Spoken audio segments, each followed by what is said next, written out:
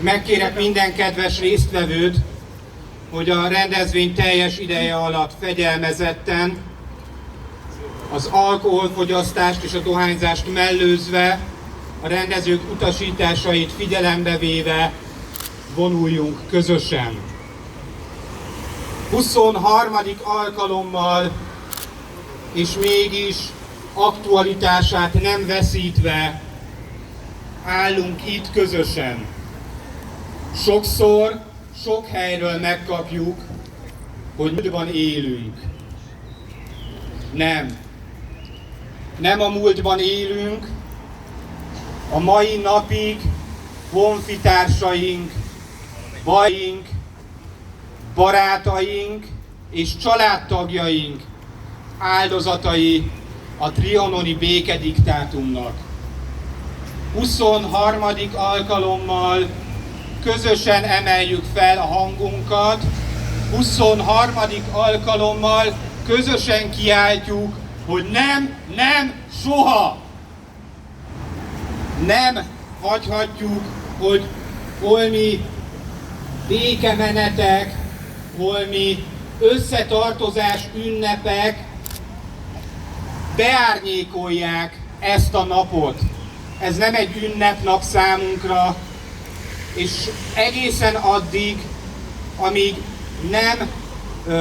nem tapasztaljuk azt, hogy érdemi változás történne a trianoni békediktátum során meghúzott határvonalakon, egész addig, amíg honfitársaink, bajtársaink, barátaink és családtagjaink elnyomásban élnek saját hazájukban, nem fogjuk engedni, hogy ez a nap ünnepnap legyen.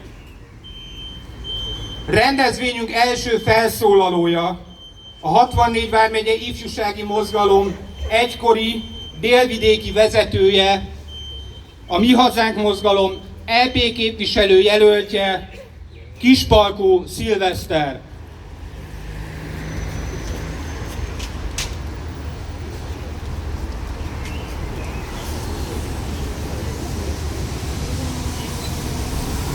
Kedves honfitársaim! Ismét eltelt egy év, és mi újra itt vagyunk. Mert hiába múlnak az esztendők, és vagyunk egyre távolabb a trianoni tragédia dátumától, valami nem változik. Az igazságtalanság és vele a fájdalom továbbra is szívünkben ég. Hazafias és erkölcsi kötelességünk, hogy hallassuk a hangunkat, hogy kiálljunk az elszakított területeken élő magyarok és a Trianonban megalázott egyetemes magyarság mellett. Őriznünk kell a feltámadás reményét hordozó őrtüzek lángját szerte a Kárpát-medencében. Hiszen tudjuk jól, 15 millió okunk van rá. Hogyan is felejthetnénk, hogyan is haladhatnánk meg Trianont, mikor 104 év után sem rendeződött az elszakított területeken élő magyarok helyzete. Tegyünk hát egy gyors kitekintést a Kárpát-medencébe. Egészen elképesztő, hogy Erdélyben, a Felvidéken és a Kárpátalján továbbra sem használhatjuk hivatalos nyelvként a magyart. Hogy napjainkban Felvidéken a jelenleg is érvényben lévő Benes dekrétumokra hivatkoznak, vesznek el magyar tulajdont, és hogy továbbra is büntetik a magyarok kettős állampolgárságát. Elfogadhatatlan, hogy Kárpátalján szüntelenül üldözik a magyarságot, hogy erőszakkal kényszerítenek magyarokat az orosz-ukrán hústalálóba, hogy nap mint nap pusztítják őseink hagyatékát, még a munkácsi tudószobrot sem kímélték. És ha ez még nem lenne elég, páros lábbal tiporják a magyar diákok anyanyelvhez és oktatáshoz való jogait. Erdélyben továbbra is üldözik a székelyzászlót, továbbra is akadályozzák az autonómia törekvéseinket, és sajnos kijelenthetjük, az Úzvölgyi katonatemető hősi magyar katonái továbbra sem nyughatnak békében. Délvidéken legalább papíron jót mutatnak a kisebbségi jogaink, viszont azok gyakorlati alkalmazásával már nem igazán van okunk dicsekvésre. Megfelelő ellenőrzési mechanizmusok és törvényi szabályozás nélkül ugyanis nem sokat érnek.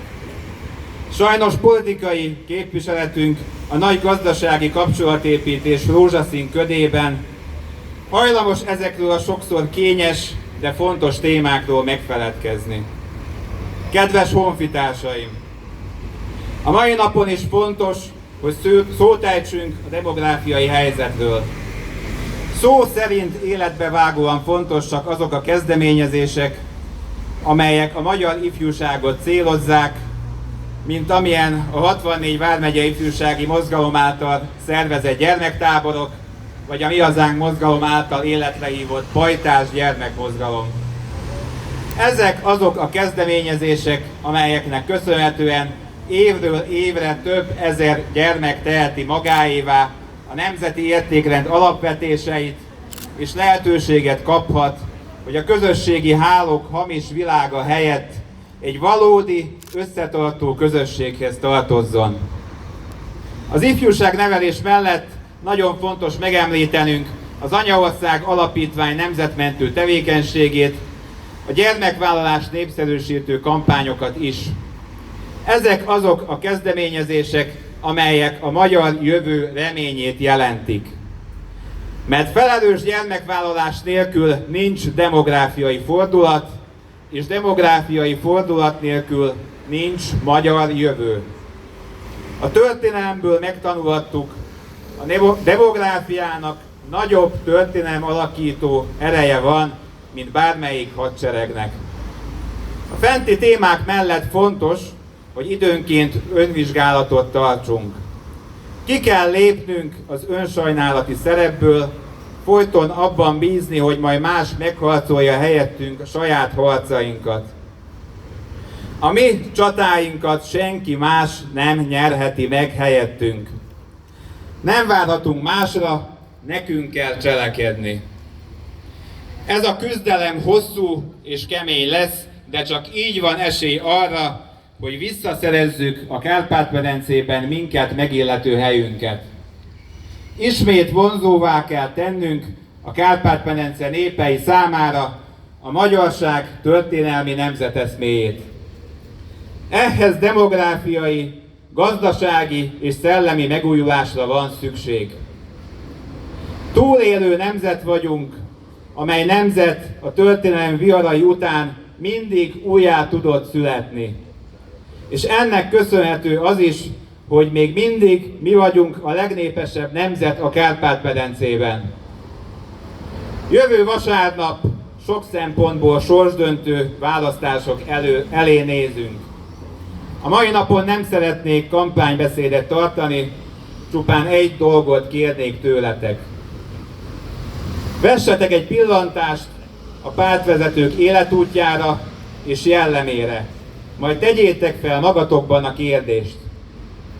Hitelesség vagy elvtelenség? Hűség vagy árulás? Globalista érdekek képviselete vagy magyar érdekképviselet? Ezekről fogunk dönteni június 9-én. Még egyszer köszönöm, hogy eljöttetek, ti vagytok a nemzet lelkiismerete. Fel a győzelemre, Veszent Trianon! Veszent Trianon! Veszent Trianon! Veszent Trianon!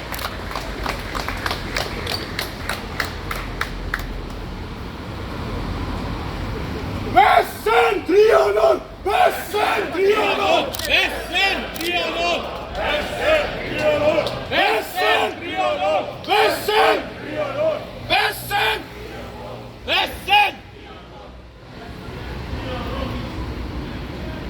Most pedig nagy megtiszteltetés és nagy öröm számomra, hogy a 64 vármegyei ifjúsági mozgalom egykori kézdivásárhelyi vezetőit köszönhetem a színpadon. Miért öröm számomra?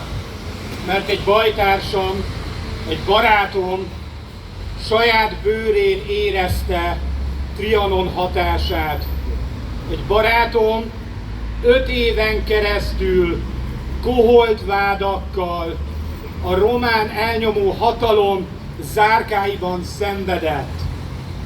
Köszöntsük együtt Beke Istvánt!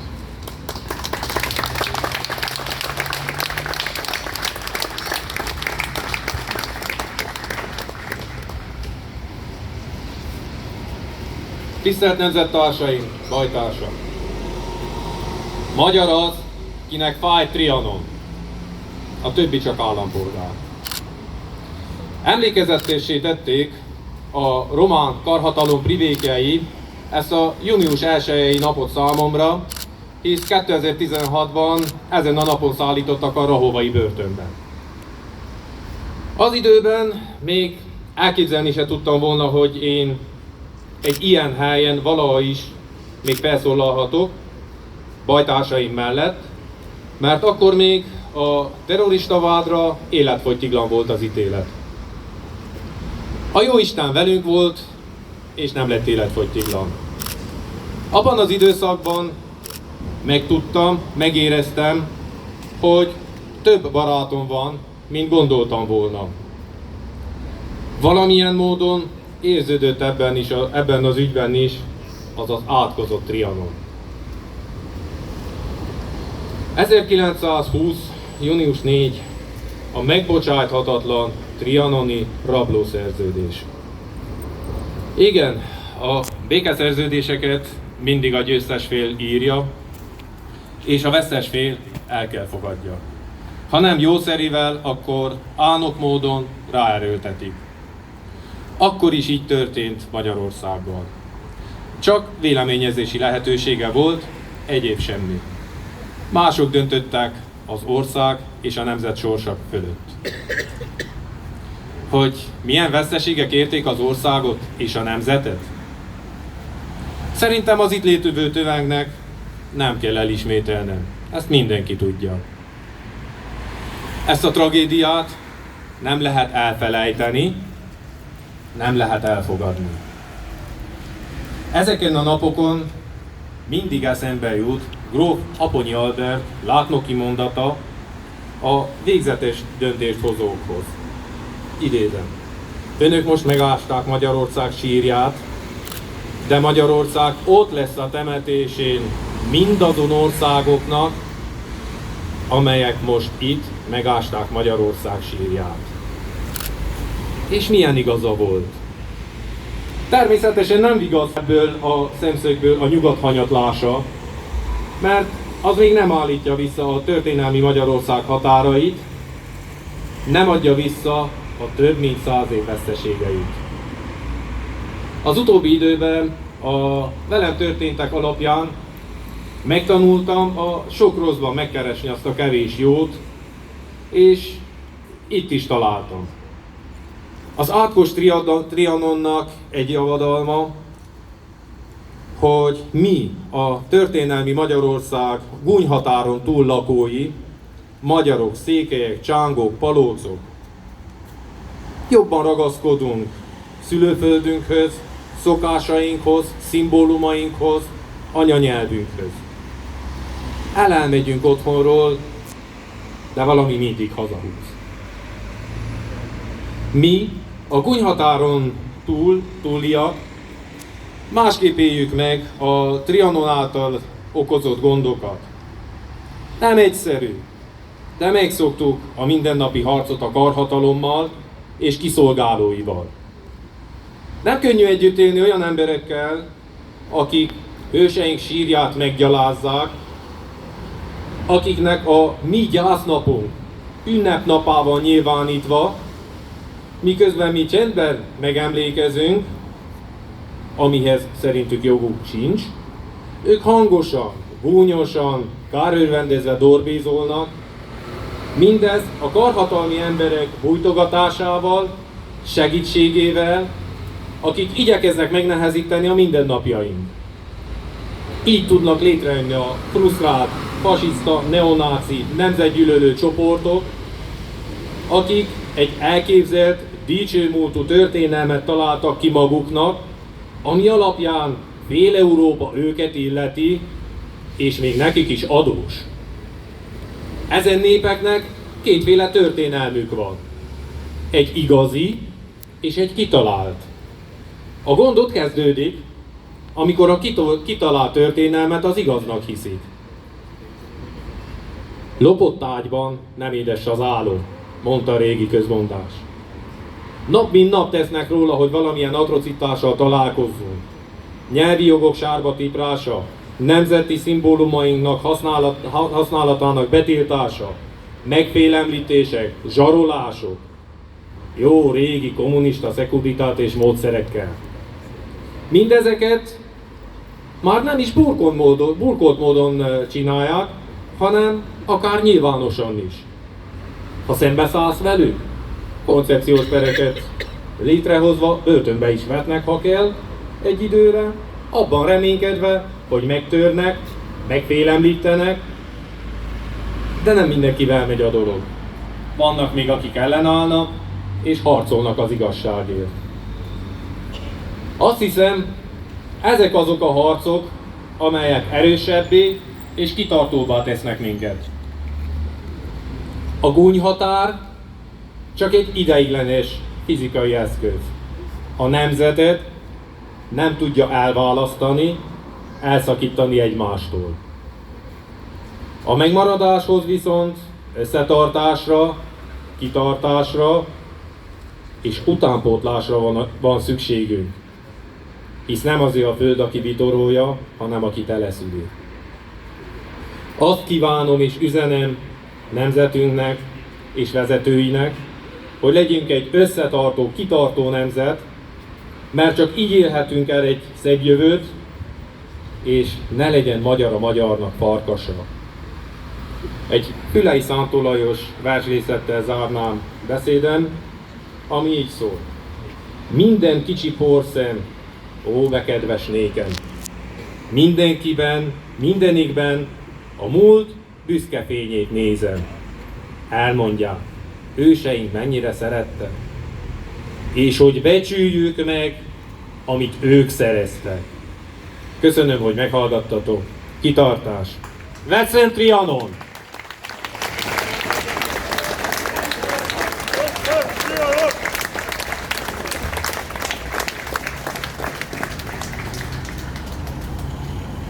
Itt állunk a román követség előtt, üzenjünk közösen a román karhatalomnak: Székelyföld nem Románia! Székelyföld nem Románia! Székelyföld nem Románia! Székelyföld nem Románia! Székelyföld nem Románia! Rendezvényünk következő felszólalóját is jól ismeritek. A 64 vármegye ifjúsági mozgalom szóvivője, egy vármegyés lány, Kónya Dorka.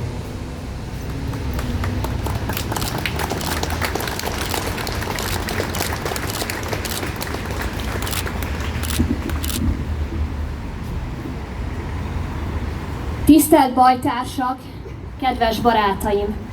A 64 vármegye ifjúsági mozgalom ezúttal 23. alkalommal szervezte meg a Trianon felvonulást.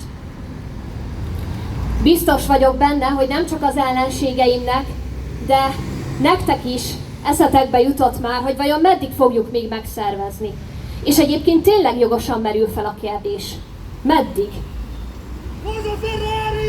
Hadd elevenítsen fel nektek a II. Világháborúban harcoló azon japán katonáknak a példáját, akik a Fülöp-szigetek egyik szigetének védelmét kapták feladatba, és a háború véget értével továbbra is őrizték a szigetet addig, míg az a vezető, aki ki nem adta számukra a parancsot, oda nem ment, és személy szerint fel nem mentette őket a kötelességük alól.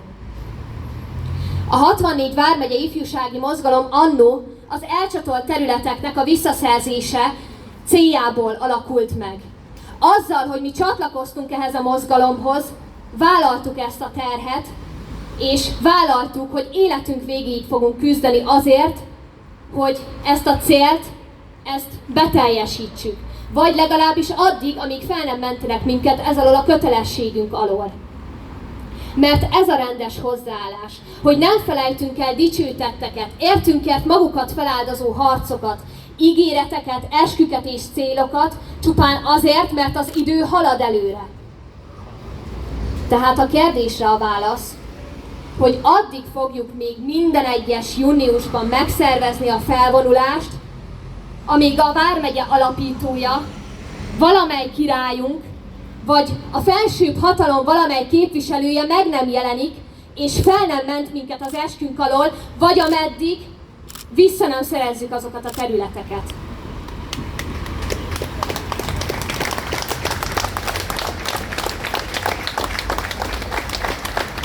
Ebben a világban, amelyben élünk, annyira sok hazugság vesz minket körül, hogy egyszerűen felértékelődik az, ami igaz. Megszerkesztett képek ömlenek ránk, a valóságot mutatják. Számítógépes játékok és közösségi médiás felületek, amelyeket nem létező világba repítenek minket. Nők, akik valójában férfiak, műhúsok, kábítószerek, és a legújabb találmány az AI. Ebben a körülöttünk lévő hazugságokkal teli világban felértékelődik a becsületesség, az őszinteség és a tiszta jellem. Mert, és bocsánat, még egy dolog, felértékelődik a kultúra és a múlt iránti fordulás. Mert bármi is történt az ezt megelőző évszázadokban, akár ott lettünk volna, akár hálát adunk az égnek, hogy nem kellett átélnünk, de minden esetre igaz volt, és valóságos. Amikor a trianoni békediktátum eltörlése ellen tiltakozunk, akkor valójában az egész világrend ellen tiltakozunk. A világ folyamatos romlása és az emberek mai átlagos létminősége ellen emeljük fel a hangunkat. Az istenesdit játszó, új gazdag, ateista, önző, beképzelt technokraták ellen tiltakozunk, és az első világháborút megelőző emberi létminőség helyreállítására törekszünk. Egyrészről önmagunkon belül, másrészről a világban. Ezért nagyon fontos, hogy az idő előre haladtával mi ugyanúgy önazonosak maradjunk. Mert nem azon kell gondolkozni, hogy egy 104 évvel ezelőtt történt eseményt miért nem fogadunk már el, hanem hogy ki tudjunk tartani a célunk mellett, az igazunkból egy minimálisat sem engedve addig, amíg helyre nem állítjuk a világ rendjét. És szorosan a része az, hogy a minket illető területeket, amelyeket egy döntéssel vettek el tőlünk, visszaszerezzünk, és újra magyar zászló lobogjon azokon a földeken. Hiszen annál igazságosabb és annál valóságosabb dolgot, mint hogy Kassától Pozsonyig, vagy éppen egész Erdélyben minden egyes négyzetméter a miénk, még ha akarnék sem tudnék mondani. Hiszen azért a miénk minden egyes elcsatolt területen lévő fűszál, mert az őseink oda mentek és elvették. És nézzük meg, hogy ma hogyan szereznek maguknak földet az országok. Oda mennek és elveszik.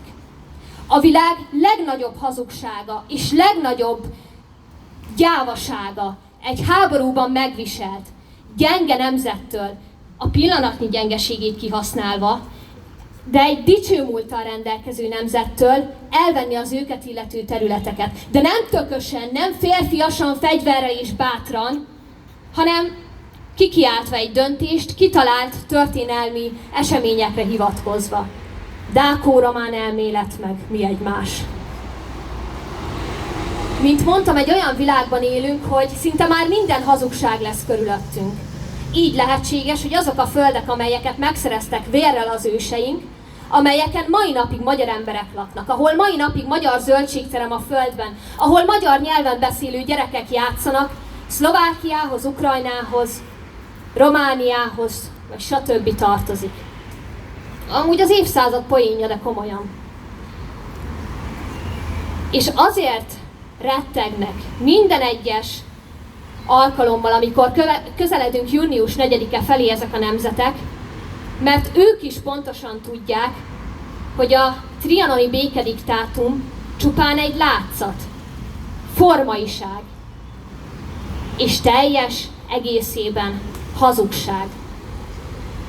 És pontosan tudják, hogy amikor megkapták azokat a területeket, és ők elfogadták, valójában a nagy királyainkat és nemes harcosainkat köpték le. És nem csak tőlünk, de tőlük is rettegnek. Pontosan tudjátok, hogy mennyire szeretem a történelmünk hőseit felemlegetni példaként, és őket állítani ténylegesen mindenki elé követendő példaként. Az elmúlt fél évben egy barátomnak köszönhetően megismerkedtem egy nemzetünk hírnevét öregbítő, méltatlanul elfeledett, elképesztő eredményeket elért szervezetnek a működésével és a munkásságával. Ez a szervezet ténylegesen szembeszállt az első világháború győztes feleivel, és visszaszereztek számunkra nem kis területeket. A Rongyos Gárda harcosai azzal, hogy visszaadták számunkra Sopront és felszabadították a környék településeit, valójában elérték, hogy az igazság, a remény és a szabadság térjen vissza hazánk életében. Ők ütötték a trianoni határon az első részt.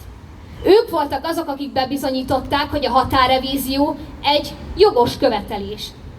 És alig voltak többen, mint most mi. Sőt, egyébként vannak olyan csaták, amelyben összesen 10 vagy akár 15-en vettek részt. Héjas Iván a saját élete elé helyezte a haza sorsát, és a társadalom különböző osztályaiból és különböző vérmérsékletű férfiaiból hadsereget kovácsolva, őket a gerilla harcmodor profi harcosaivá kiképezve szabadította fel a területeket. Nekik köszönhetően elhihetjük, hogy igenis, a határrevízió egy jogos követelés. Engedjétek meg, hogy Héjas Iván fivérének, Héjas Jenőnek, a Rongyos Gárda egyik harcosának felidézem a gondolatait. A történelmet nem újságcikkek hasábjai és emlékművek leleplezései, hanem a cselekvések kíméletlen dátumszerűségei csinálják. Mi nem cikkezünk, nem nyilatkozunk, és nem vitatkozunk. Mondjátok meg nekem, hogy ha nekik sikerült, akkor nekünk miért nem menne? Hiszen nekik akkor sokkal kevesebb esélyük volt, mint amennyi most nekünk. Tudom, hogy félünk. Mindannyian félünk, hiszen nem tudjuk, hogy mi lesz a következménye annak, amelyet nap mint nap vállalunk a médiában vagy az utcán. De bátornak kell lennünk.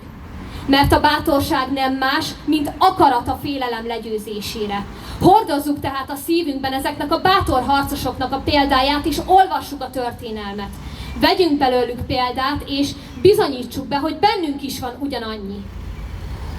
Ahogyan 1000 évvel ezelőtt, úgy ma is hazánkért áldozatot hozni, Magyarországért meghalni, dicsőség. Fel a győzelemre!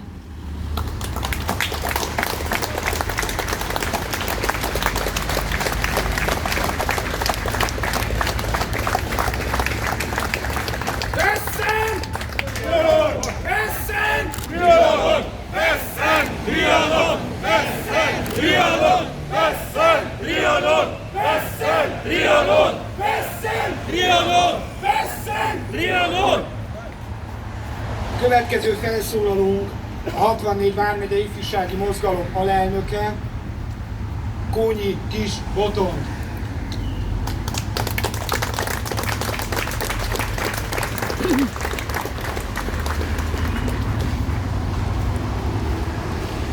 Kedves magyar barátaim! Szinte beleborzunk az ember, hogyha belegondolunk abba, hogy évekkel ezelőtt ugyanitt álltunk, a román nagykövetség előtt, egy másik molinót feszítettünk akkor ki, amire ráírtuk, hogy szabadságot a székely politikai foglyoknak. És az az ember, Beke István, akinek a nevét akkor itt hangosan kiáltottuk, az az ember 5 év román börtönbüntetésben, 5 év más után a Trianon felvonuláson szólal itt a román nagykövetség előtt, hogy elmondja, hogy vesszen Trianon.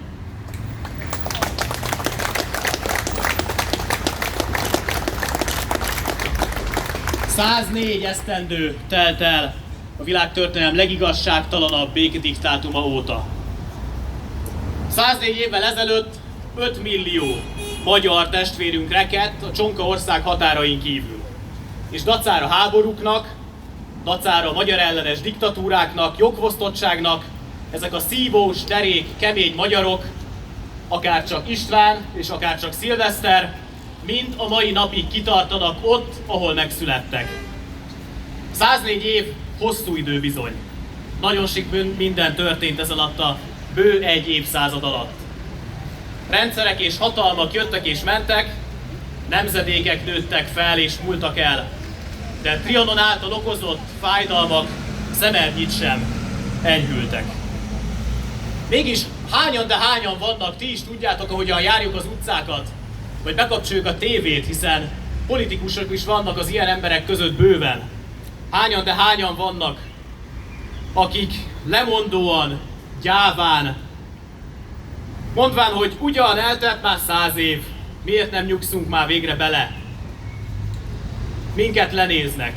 Gyurcsány Ferenc 2022-ben folytatva az évtizedes, nemzetellenes, pusztító politikáját, tehát még 2 évvel ezelőtt is azt írta ki a Facebook oldalára, hogy vannak, akik a jövőt keresik, már nem siratják minden nap a múltat.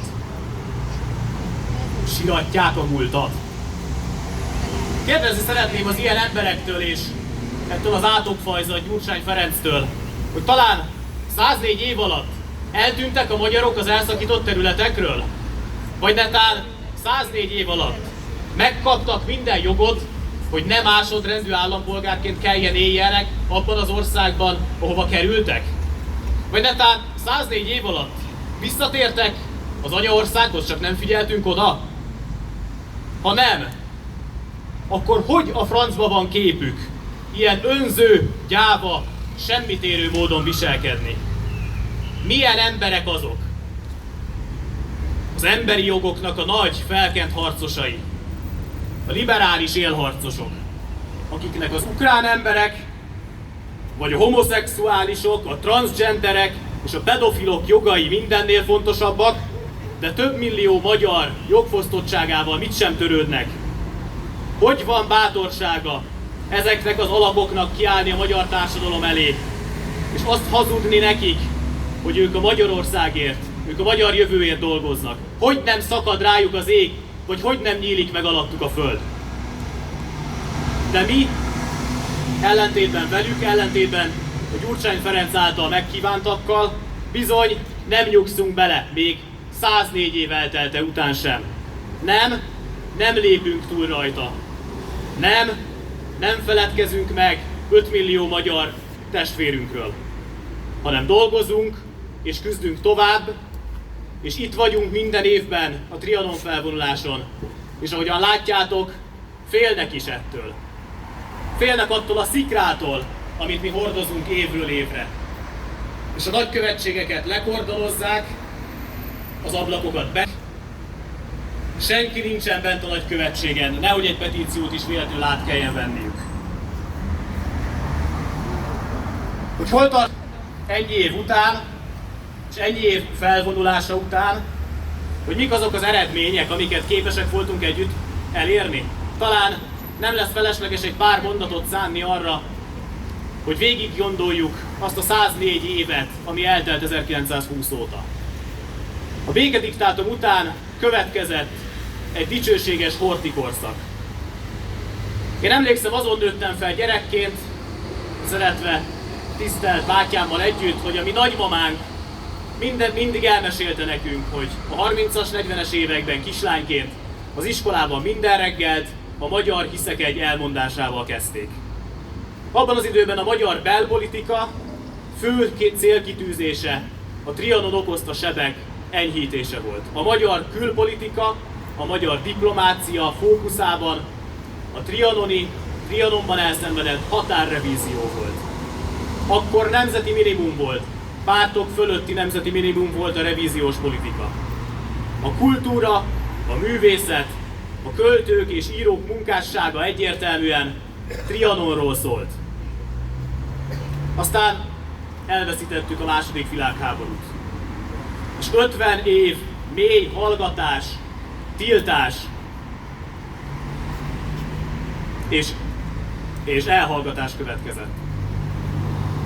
Nemzedékeknek kellett úgy felnőni, a mi szüleink generációjának is úgy, hogy beszélni sem lehetett Trianonról. Nemzedékek nőttek fel úgy, hogy nem is hallották ezt a kifejezést, hogy Trianon.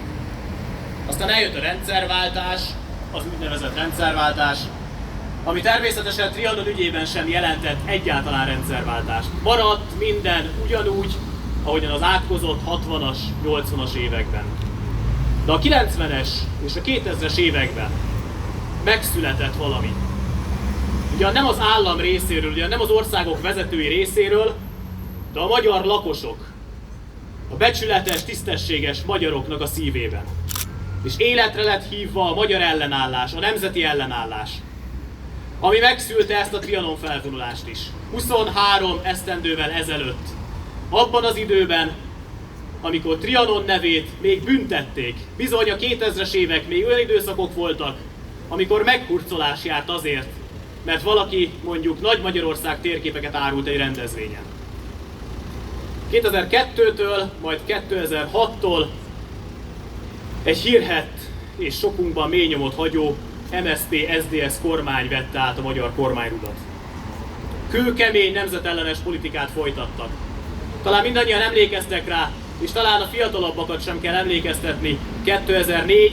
december 5-ére, amikor a ma is aktív és ma is minket, a nemzetben gondolkodó magyarokat provokáló és pocskondiázó Gyurcsány Ferenc és társai elkövették azt a súlyos nemzetellenes bűncselekményt, amiben a kettős állampolgárság ellen és a határainkon túlélő magyarok ellen uszítottak. De 2010-től elvileg egy magyar, nemzeti, konzervatív, keresztény kormányunk van, amelyiknek elvileg fontos a magyaroknak, az elcsatolt területeken élő magyaroknak a sorsa. De ez az a Fidesz, amit tudunk, mint tudjuk, akik 1990-ben tiltakozólag kivonultak a parlamentből, amikor az ülésvezető Szabad György Trianonra való megemlékezés gyanánt megkérte, hogy 1 perces csenddel a képviselők emlékezzenek. Ekkor a Fidesz, Gajs Tamás, Orbán Viktor, Fodor Gábor és a többiek tiltakozásképpen kivonultak az ülésteremből. Nem állítjuk, hogy az elmúlt években a Fidesz kormány nem tett semmit. Semmi olyat, ami az elcsatolt területeken élő magyaroknak hasznára és javára vált volna. Vannak kezdeményezések természetesen, aminek örülünk, amit üdvözlünk, hogy a Határtalanul program keretében a gyerekeink, a fiatalok meglátogatják az elcsatolt területeket, ez természetesen örömteli. Hogy ma már szinte nincs olyan település az országban, ahol június 4-én legalább egy rádióműsor vagy egy falusi megemlékezés ne történne, ez természetesen örömteli. De gondoljatok abba bele, hogy ugyanaz a Fidesz, amelyik 1990-ben még kivonult az ülésteremből, ugyanaz a Fidesz hozta meg ezeket a döntéseket. Nem véletlenül, hanem azért, mert mi, a magyar ellenállás, a nemzeti ellenállás kérlelhetetlenül, kitartóan, fáradhatatlanul állunk az ügy mellett. Hogy ma is itt vagyunk, hogy 23 éve minden évben itt vagyunk, és itt leszünk egészen addig, ameddig kell.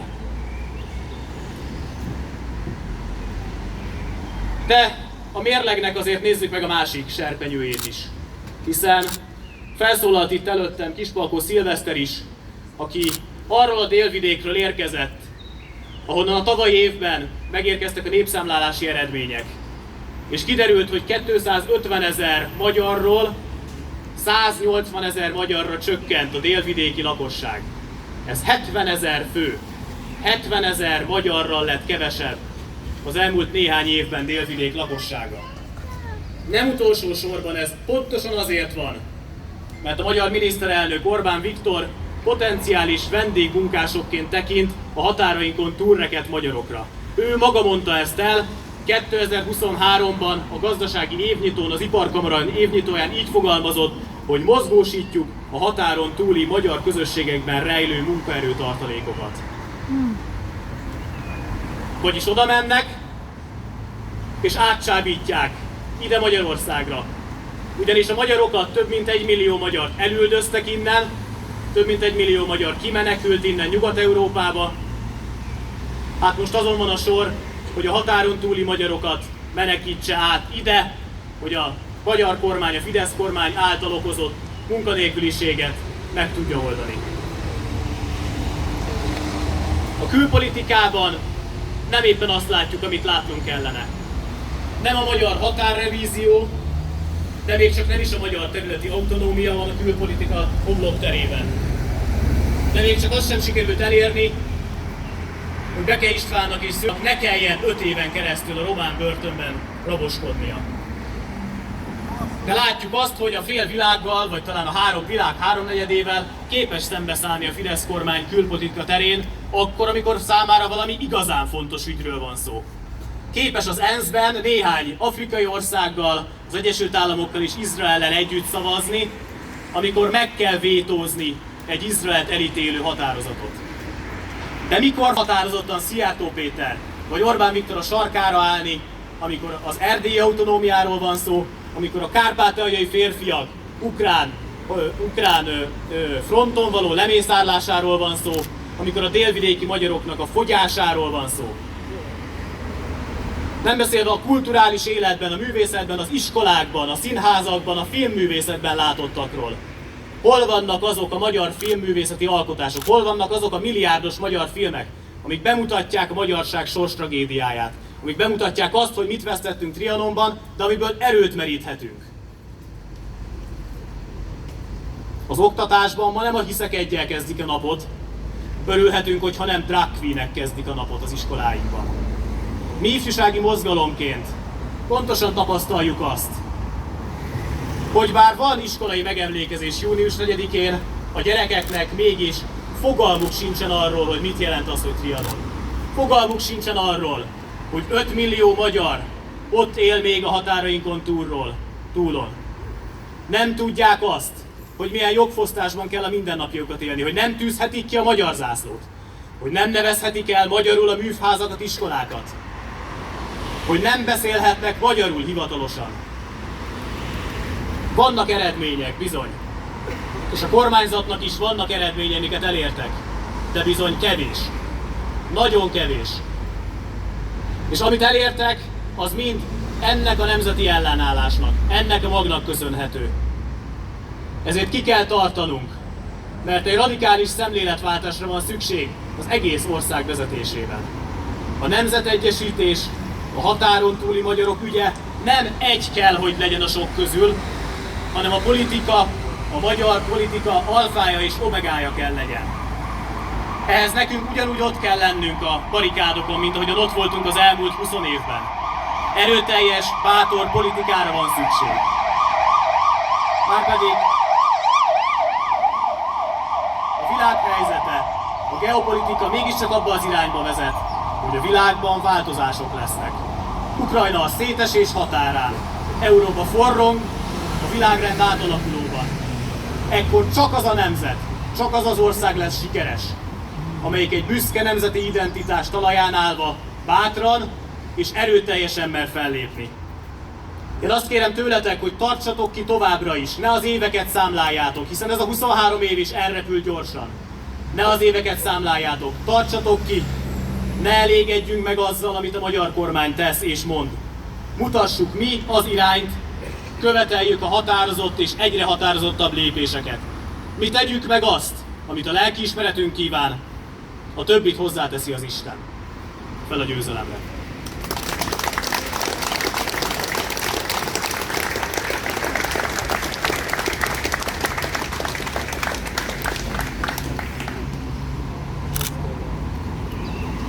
Utolsó felszólalóként hallgassuk meg a Trianon felvonulás megálmodóját, a 64 vármegye ifjúsági mozgalom alapítóját, valamint a Mi Hazánk mozgalom elnökét, Torockai Lászlót.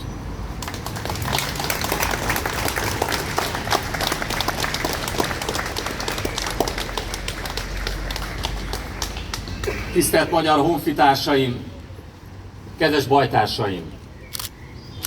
Az előttem hallott kiváló, remekbe szabott szónoklatok során már hallottátok azt a mérleget, amit én is szerettem volna megvonni azóta, amióta több mint 2 évtizeddel ezelőtt elindítottuk a trianoni felvonulásokat.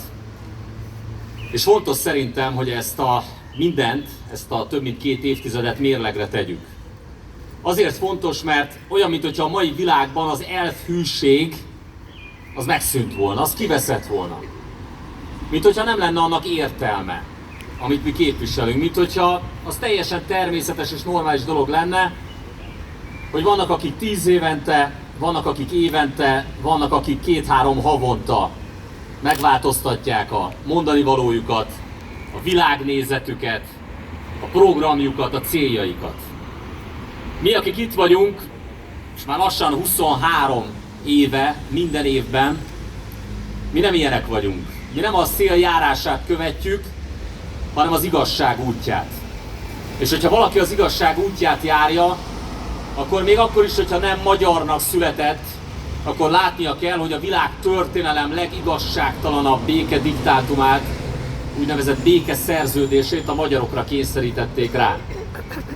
És hogyha ezt a világon minél több emberrel tudatnánk, minél több embernek fölnyitnánk a szemét, és elmondanánk nekik azt, hogy miről szólt a trianoni békediktátum, mi vezetett oda, és hogyan verték akkor át a döntéshozókat, hogyan szabdalták föl ezt a gyönyörű magyar hazát, akkor szerintem a világ többsége a magyarok ügye mellé állna. Csak hogy a trianoni békediktátumot követő első 1-2 évtizedet leszámítva, hosszú évtizeden keresztül olyanok kezében volt Magyarország irányítása, akik ezt eltitkolták, akik nemhogy azt nem tették meg, hogy körbejárták volna a világot és megpróbálták volna a magyar igazság ügyét hirdetni, hanem megpróbálták itt a Kárpát-medencében azokat a magyarokat elnyomni, elfojtani, akik ezt az igazságot, a magyarok igazságát akarták hirdetni. És mi azért indítottuk útjára a Trianon felvonulásokat több mint 2 évtizeddel ezelőtt, hogy változtassunk mindezen. És ennyi év után én azt gondolom, hogy fontos, hogy ahogy az előbb is hallottuk, hogy mérlegre tegyük, hogy volt-e értelme, van-e ma még értelme az elfhűségnek? Van-e még értelme annak, hogy valaki rendíthetetlenül ragaszkodik a hazájához, ragaszkodik az igazsághoz, és annak ellenére, hogy sokszor gúnytűznek belőle, sokszor megpróbálják eltaposni, mégis kitartóan, rendíthetetlenül képviseli az igazságot. Hogyha az elmúlt 20 akárhány esztendőt nézzük, akkor azt látjuk, hogy még ilyen gigantikus túlerővel és szembeszéllel szemben is tudtunk eredményeket elérni. Természetesen megszokhattuk ennyi idő alatt, hogy ilyenkor nem jön el a média. Ilyenkor nincs itt a fősodratú média. Legyen az olyan, aki magát baloldalinak, legyen olyan, aki magát jobboldalinak hirdeti, valójában egyik sem jön el, egyik sem tudósít erről, egészen más dolgokról szól ma is a politikai diskurzus Magyarországon, és nem a magyarok legnagyobb tragédiájáról. Nincsenek itt, mi vagyunk itt. A saját mobiltelefonnal közvetíti, aki tudja még az ilyen összejöveteleket. Csak hogy 23 év alatt oda jutottunk, hogy ma már a közösségi médiában se lehet közvetíteni. Hogyha valaki közvetíteni akarja a Trianon felvonulásokat, akkor nagyon komoly bajba kerül a legfontosabb hírközlő médium esetében, amely ma már a Facebook, hiszen nem tudja leírni ennek a felvonulásnak, szervezőjének a nevét, nem tudja leírni a 64 vármegyei ifjúsági mozgalom nevét. Nem tudja leírni az itt megjelent hazafiaknak, akik elfűek voltak, jó pár hazafinak a nevét. Nem tudja leírni Budaházi György nevét, gondba kerülhet, hogyha leírja Beke István nevét, és hát igen nagy gondba, hogyha a Torockai László nevet is leírják, és még nem beszélek arról, hogy délután majd lesz később egy kerekasztal, ahol például Tyirityás Zsolt szerepel, az ő nevét sem lehet leírni, itt vannak a betyársereg tagjait láttam, az ő szervezetük nevét sem lehet leírni, gyakorlatilag összetesszük ezt a maroknyi magyart, aki még mindig képviseli az igazságot, és szinte mindenkit sújt a cenzúra.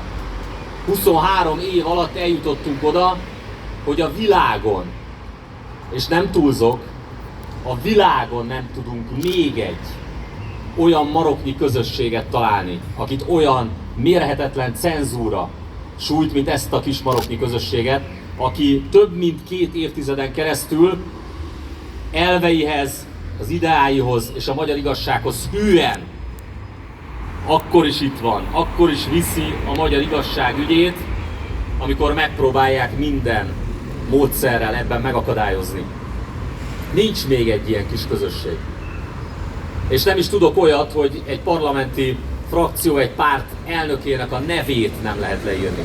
Tehát nem csak, hogy letiltották, hanem a nevének a leírása büntetést vonhat maga után, hiszen a Facebooktól kiszivárgott listán Osama Bin Laden, jugoszláv háborús bűnösök, Adolf Hitler neve mellett szerepelt a 64 vármegyei ifjúsági mozgalom neve is, és az én nevem is. Ez abszurd, és mutatja, hogy mi is ez a magyar igazság. De mégis tudtunk eredményeket elérni ilyen brutális elnyomással, ilyen brutális túlerővel és elhallgatással szemben is. És az előbb itt már hallottunk egy felsorolást, én ehhez még hozzá szeretnék tenni néhányat. Például azt, hogy a Kárpát-medencében több millió magyar honfitársunk visszakaphatta a magyar állampolgárságát, amit a trianoni béke diktátummal együtt vettek el tőle, és fosztották meg a magyar testvéreinket a magyar állampolgárságtól. Bizony, ez ennek a maroknyi közösségnek köszönhető, plusz a Magyarok Világszövetségének, azoknak a civileknek, akikkel együtt ott álltunk sok évvel ezelőtt, 20 évvel ezelőtt, gyűjtöttük az igeneket, gyűjtöttük az aláírásokat, küzdöttünk civil eszközökkel, úgy, hogy akkor minden parlamenti párt ez ellen volt. Senki nem akarta felvállalni ezt az ügyet. És sokan örültek annak is, hogy ha egy státusz igazolványt, vagy valami ilyesmit kapnak, állampolgárságot nem. De volt ez a maroknyi elfű közösség, a civilek közössége, aki azt mondta, hogy mi nem elégszünk meg ennyivel. Mi érvényt akarunk szerezni a magyar igazságnak. Állampolgárságot akarunk, és a trianoni békediktátummal szemben igazságot a kárpát-medencei magyarságnak, és küzdöttünk tovább. És eltelt sok-sok év, és végül sok magyar honfitársunk legalább az állampolgárságát visszakapta, de majd beszéljünk arról is, hogy ez hogyan történt meg, mert nyilván nem lehetünk elégedettek. De nem csak ez történt, hanem ez a maroknyi közösség életre hívott olyan rendezvényeket, mint például a Magyar Sziget Fesztivál, ahol volt, amikor 10 000-en, vagy még annál is többen voltunk. Ahol óriási lendületet kaptak, vagy éppen ott születtek meg a nemzeti rockzenekarok, akik aztán körbeutazva az egész Kárpát-medencét, magyarok 10 000-einek adták vissza a hitüket, adták vissza az erőt, és kezdtek nemzetben gondolkodni. Ez mind, ez a maroknyi elfű közösség érte el. De még ez sem minden. Ez a maroknyi elfű közösség, aki ehhez állami támogatást soha nem kapott, létrehozott olyan médiumokat, sokszor gerilla jellegű médiumokat, amellyel elkezdtük áttörni a hallgatás falát. Aztán, ha mással nem, akkor a saját fejünkkel, a saját testünkkel törtük át az elhallgatás falát, hogy vigyük a magyar igazságot. Ebben nagyon sokan közülünk sérüléseket szenvedtek. Volt, aki szó szerint megsérült, akár a trianoni gúnyhatárokon túl, volt, hogy fizikailag kellett verekednünk a ránk támadó magyar gyűlölőkkel, volt, akit itt a trianoni határokon belül az éppen regnáló kormány karhatalma sebesített meg, mert összeúszították a magyart a magyar rendőrrel, és mi ezeket a gyalázatokat, ezeknek a politikai rendszereknek, magyar gyűlölő kormányoknak trianoni határon belül és kívül soha nem fogjuk elfelejteni. És soha nem fogjuk megbocsájtani. És soha nem fogunk összefogni ezekkel az erőkkel, és soha nem fogjuk megbocsájtani az árulás sem azoknak, akik összefogtak többek között azokkal a Gyurcsány Ferencékkel, akik talán a legnagyobb gyalázatot követték el ezen a téren, mert ők nem szerb rendőrt, nem román rendőrt, nem szlovák rendőrt uszítottak a magyar igazságot hirdető tisztaszívű magyarokra, hanem magyar rendőröket. Mi ezt soha nem fogjuk Gyurcsányéknak elfelejteni. És soha nem fogjuk ismétlen megbocsájtani az árulást, aki velük köt szövetséget. De voltak itt még azért eredmények.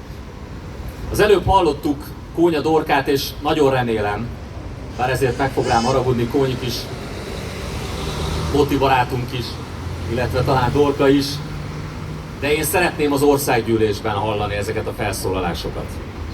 Ugyan ők ezt mindig elutasítják, de remélem, hogy egyszer majd megváltozik a véleményük, még nagyon fiatalok. De én ilyen szónoklatokat, ilyen tisztaszívű emberektől szeretnék minél többet hallgatni az országgyűlésben, mert ne tudjátok meg, hogy az elmúlt 2 évben micsoda szenvedés sokszor ott ülni és hallgatni azokat, akik most felszólalnak a Mi Hazánk frakcióján kívüli frakciókból. De az elmúlt több mint 20 esztendőben, több mint 2 évtizedben az előbb Dorka által említett Rongyos Gárda terén is, a Rongyos Gárdával szemben is tudtunk valamit törleszteni. Egy borzalmas adósságot. A magyar állam rettenetes adósságát, mert az előbb említett és Botitól és Dorkától hallott történetek, amelyek valóban hozzátok hasonló civilekkel történt, akik az életüket adták a hazáért, és az ő bátorságuknak, az ő névtelen hős tetteiknek köszönhető az többek között a Sopron, és még jó pár nyugat-magyarországi település visszatérhetett a magyar hazához. És azt a szégyent sikerült ennek a maroknyi közösségnek lemosni, hogy nem volt mindezidáig méltó köztéri szobruk, emlékművük, amelyet valamilyen állami szerv állított fel nekik. Ezért nem a románokat, nem a szerbeket, nem a szlovákokat, még csak nem is az ukránokat tudjuk kárhoztatni, hanem Magyarország úgynevezett vezetőit. És tudtunk ezen a téren is valamit elérni, hiszen ha máshol nem, ahol legalább kicsiben mi tudtunk már eddig kormányozni, Ásotthalmon felállítottuk a méltó emlékművet adományokból. És még hosszasan sorolhatnám, hogy mi mindent tudtunk elérni, de nem akarom az időt hosszan ezzel rabolni, hiszen aki itt van, az úgy is tudja. A fősorolatú média pedig úgysem számol be arról, amit itt elmondunk. De amit fontosnak tartok, most főleg így június 1-én, hogy néhány nap múlva választások lesznek. És ugyan ez a maroknyi közösség, ez az elfhű közösség, ez szereti azt mondani, hogy maradjunk ki a választásokból, hiszen a politikusok, a pártok már megszokhattuk, hogy velünk ellentétben nem hűek elvekhez, ideákhoz, ők az érdekeikhez, csak az érdekeikhez szoktak hűek lenni. De akkor mégiscsak, ha már mérleget vonunk, akkor azt is el kell mondani, hogy mindazok, akik elérték, ezeket kockára tették sokszor a biztonságukat, az életüket, bebörtönöztek közülünk sokakat. 5 évig ártatlanul ült Beke István, és ezt még nagyjából a magyar állami szervek is elismerték. A román börtönben a székely vármegyések vezetői csak azért ültek, mert ezt az igazságot hirdették. És fontos arról is beszélni, hogy miközben ez a közösség ennyi áldozatot hozott, és saját pénzéből szobrokat, emlékműveket emelt, a saját biztonságát kockáztatva, nem bársonyszékekben ültek ezek a hazafiak, aközben mit kapott ez a közösség az elmúlt több mint 2 évtizedben? Üldöztetést. És nem csak az előbb felsorolt magyar gyűlölőktől kaptak üldöztetést. Nem csak az akkori magyar gyűlölő szerb, román, szlovák, a jelenlegi magyar gyűlölő ukrán kormányok, vagy éppen a szintén magyar gyűlölő Gyurcsány kormány részéről. Azt már jóval kevesebben tudják, mert ezek a hazafiak általában szerények. Azt sem szeretik sokszor elmondani, hogy ők mennyit szenvedtek a hazáért, a magyar igazságért. Akkor én elmondom helyettük. Tehát miközben ezeket az eredményeket elérték, aközben, amikor végre rávettük, végre rákényszerítettük a már nem Gyurcsány kormányt, már az Orbán kormányt arra, a Fideszt, hogy rendezze az állampolgárság kérdését, hogy magyarok kapják vissza az állampolgárságot, akkor egy nagyon fontos dolog történt, amiről kevesen szoktak beszélni. Például az, hogy amikor én polgármester voltam Másodhalmon, akkor tömegesen jöttek Délvidékről állampolgársági esküt tenni azok, akik megkapták, vagy éppen visszakapták a magyar állampolgárságot. És nem egyszer fordult elő az a polgármesteri hivatalban, hogy jött valaki Szerbia irányából, bejött és köszönt, hogy Dobár Dán. És mondtam neki, hogy jó napot kívánok, mert hogy itt magyarul kellene beszélni. Esküt fog tenni Magyarországra, a magyar himnuszt fogja velem együtt elénekelni, és mondta, hogy bocsánat, de mondta szerbül, ő nem tud magyarul. Egy szerb volt, akinek semmi köze nem volt a magyarsághoz, lehet, hogy még magyart is vert 10 évvel korábban, mert magyarul beszél. És tömegesen kapták meg a magyar állampolgárságot olyanok, akiknek semmit nem számít a piros-fehér-zöld, akinek semmit nem számít a magyar himnusz, semmit nem számít a magyar haza, nem csak szerbek, ukrán bűnözők is kapták meg a magyar állampolgárságot.